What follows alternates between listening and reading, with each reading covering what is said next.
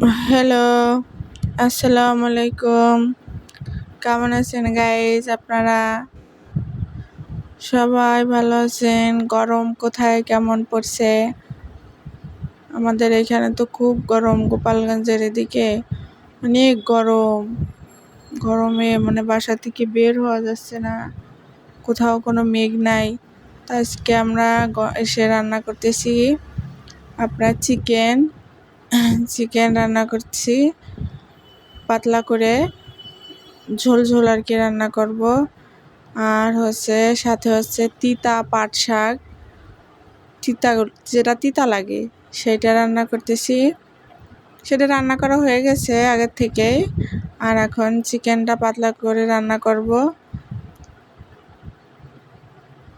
তাই আপনারা কে কি রান্না করছেন আমাদের একটু জানাবেন। সবাই ভালো থাকবেন। আমার ভিডিওগুলো দেখে একটু লাইক কমেন্ট শেয়ার করবেন, বেশি বেশি করে একটু শেয়ার করে দিয়েন।